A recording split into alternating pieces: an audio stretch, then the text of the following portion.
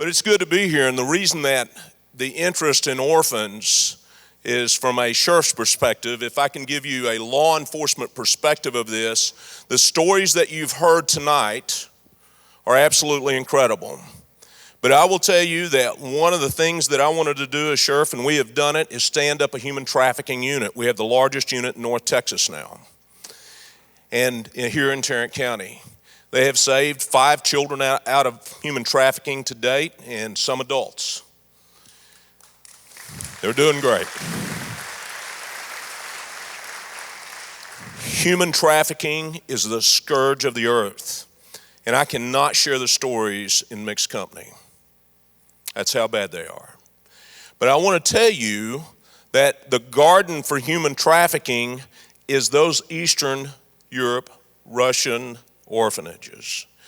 And those gardens that they have, is some of these children, or some of our intel is, that the directors of these orphanages are selling these children for as much as 5,200 rubles as they age out to these traffickers. That's about $90.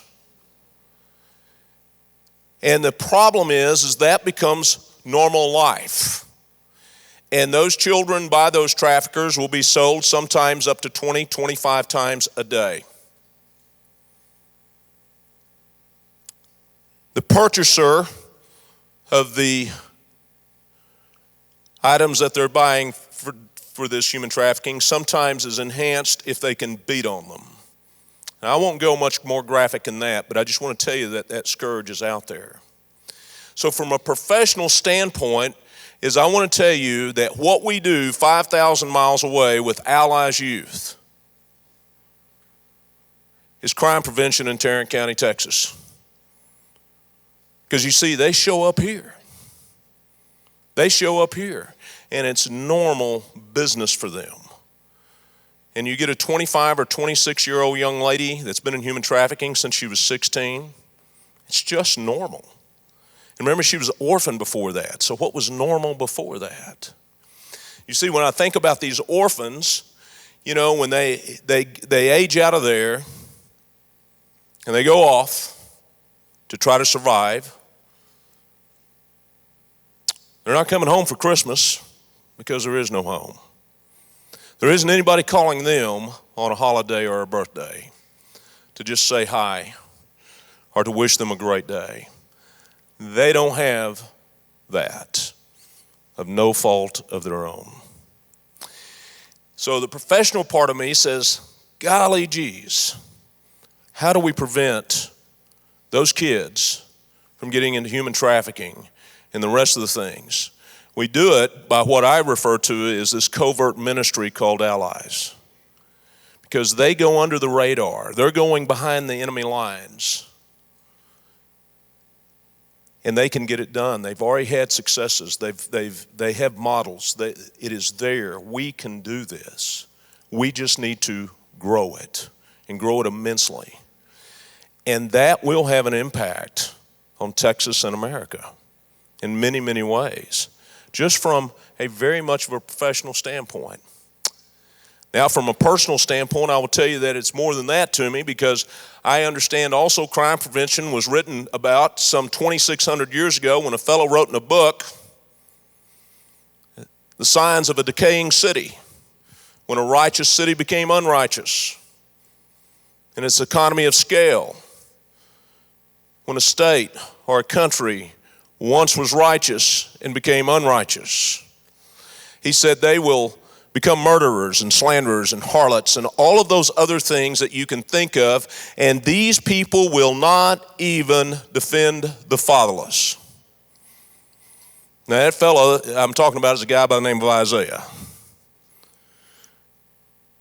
So he showed us what the decaying city is, and I just think of the pictures that you've seen of those orphanages over there in the Soviet Union and now Russia and Mongolia and all those other places.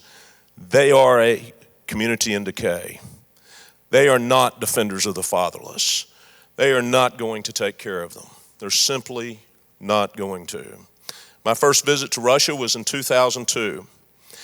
And my wife and I went over there after I was sitting in church and heard about a young man that was about to age out of this orphanage. I didn't understand that, but they said he was 14. He was about to be 15, and he really needed an adoptive family. We could adopt those children then. Well, I went home, and my wife and I had talked about having another child, but we didn't talk about adopting. And the name that we had for the child that we wanted to have was Lucas. And I said, I might have just heard about our Lucas. And she says, tell me more. And I told her he's 14. She says, what? But long story short, we ended up in Russia just a few months later. And we visited one of those orphanages. And I have those pictures in my mind today. It was gray, it was cold, and no hope. There was 130 children in those orphanages packed in, all ages. They had paid people there to take care of them, but that's all they did was take care of them. And our prospective son was there, who, by the way, didn't want to be named Luke, so he's named Dan. And we visited with all those kids. We visited with several of them. Had one young man stop me twice during this time, people, and he would speak Russian to me as if I would understand it. So I'd speak Spanish back. You speak your foreign language, I'm speaking mine. And so anyway, we took a bunch of pictures and we came home, and we had to go back one more time to get Dan. And we did that in July. This time we don't see the orphanage. And we come home with him. So we got 4 Russian boys, and Dan's the eldest. Well, after Dan had been there for about 9 months with us, and everything was just great. He was fluent in English and doing fantastic. He gets a letter from Russia from his best friend named Slava. And Slava was over there, and he was excited to hear from him. But then he became depressed. And we began to talk to him about what was bothering him, and he said, my friend Slava is about to age out of the orphanage. There is no hope for him. Because he knew these statistics. The kids know what they face. He said, there's no hope. And he has 2 brothers. And we said, well, Dan, these kids are not on the national registry for adoption, which generally takes about a year, before they can ever go on to the international adoption program. And so you're talking a year and a half, 2 years away at the very best right now. Son, the only thing that we can do for Slava and his brothers is begin to pray for them. He said, I've learned how to do that. Well, about 6 weeks later, my wife calls me at work. She's not here tonight, so she can tell you her version if you run into her. And she says, you're not going to believe this. Those 3 boys are up for international adoption. And they're coming here in July with Gladney. She says, what do we do? And I said, first things first, go tell him to quit praying.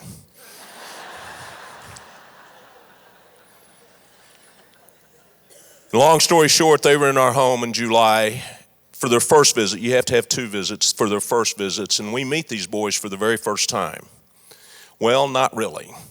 See, that boy that I talked to twice in that orphanage and that we had gotten hundreds of pictures of, my mother-in-law had taken one of those pictures randomly and put them in her Bible, which they're here tonight. His grandparents are here, Larry and Carolyn Morse, right over here. Been huge in our lives as far as this business of adoption. And she'd taken a random photo and put it in her Bible so she'd be reminded to pray for these orphans. You just saw that orphan. Power of prayer. She prayed him right into America. So we had to talk to her about her prayer life. Not really. But that was the boy. And that was the boy that had talked to me twice in that orphanage and thought I should know Russian. And long story short, by December they were home with us, the 3 of them. Now we had 4. No, actually we had 5. There was another adoption in between there. And we didn't know until late in this why we didn't want to be named Lucas, by the way. Because I didn't know that Luke is onion in Russian. So these crazy people from Texas want to name me after vegetables. What in the world's up with that? But we got them home. But what I've learned in this period of time, as Isaiah talked about the decaying city that I spoke to, he also in 1:17 talks about we are charged with defending the fatherless. We are charged with that by God Almighty. He mentions it some 25 times in the Bible, from cover to cover. Defend the fatherless. I think it's pretty important to him. It's pretty important to him that we do that. I look at it as the fourth ministry of our lives. Because, I've been in church all my life, and a lot of times people say, I'm looking and I think I'm called to some kind of ministry. What do you think it is? And I said, well, let's cover the first four. The one between you and Christ. That's a ministry. One between you and your spouse. One between you and the children after you're in your household. Then after that, when we step out the door, what does he talk about? Well, he talks 25 times about defending the fatherless. We ought to do that. They stopped the New Acts church to take care of the widows. And I believe that those widows were orphans. It doesn't say that, but I believe that there were orphans there, that they stopped the growth of the church to defend the fatherless. Pretty big deal. But the thing about Russia in particular, the struggles of those children are on steroids compared to sometimes other orphan countries, because there is coldness and evilness.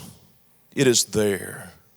That communist social country is just simply godless, is what I found. Yes, they have Orthodox there, but it's not like anything that we know from an evangelical standpoint. So first of all, I would say for you is that we should be charged with, one, lifting up Chris and his team in prayer all the time. The second thing that we need to do is, if we're truly the arms and legs of Christ, then where our treasure is, so shall it be our heart. He's the sender. They will go. They'll be the tip of the spear for us. We just need to make sure that they want for nothing as they go. And I know tonight, just as you're thinking there of what do we do about all these orphans, and some of you may believe, hey, I can't do anything. Yes, you can. Prayer, you can do. Be a volunteer. Break out your checkbook. All of those things are important. All those resources brought together, then we collectively can be the feet and hands. Because Chris and company has already done exactly what Isaiah did. When God said, who shall I send? And I love that, because Isaiah, I have this picture of Isaiah sitting there. And I believe he jumped up and down. He says, send me, send me. Because he had a heart for God. And he wanted to do exactly what he was supposed to do. He wanted to be obedient to God. We all get that call. It's what do we do with it when we get it? So for a professional perspective, we send our treasure over there through this program. We're doing crime prevention in Texas. But more importantly, we are filling up the hands and feet of Christ as he marches into a godless country to share the gospel with children who may never heard it. One of our Russian sons, as we were coming home on that long train ride, and I agree with the headphones, he spoke all night as we were coming. And he said to us through an interpreter, I don't know much about the Bible. I've heard about the Bible, and I heard there was a flood once. And that's all he'd heard. He was 9 years old, and that's all he'd ever heard. He had heard that he was told that Santa Claus was dead in Russia, which makes sense if you're an orphan. But he reminded us he did hear that he might be alive and well in America. Alive and well. And with that, there's no hope until Chris Bergner and company shows up. And they become the hope of those kids. They become the hope. They become the hope that somebody cares, that somebody will give them their time and treasure, and somebody will outfit them and prepare them for the world that they're about to live in. And they won't step into that scourge called human trafficking or the drug running that they also do, or any of that other stuff that they deepen into alcohol. And the last time I was in Russia, as we drove through a small village, they had a large fire going on, and there were young people standing around this fire at 7 o'clock, 8 o'clock in the morning, and they had a large bottle of vodka, and they were just passing it around because that was normal. That's what they knew. Somehow you got here tonight because you've been a long-time supporter or somebody drug you in, told you it was new. But I'm saying you got here because this is truly a rendezvous with destiny. Because God had planted something on your heart, and here you are. Here you are.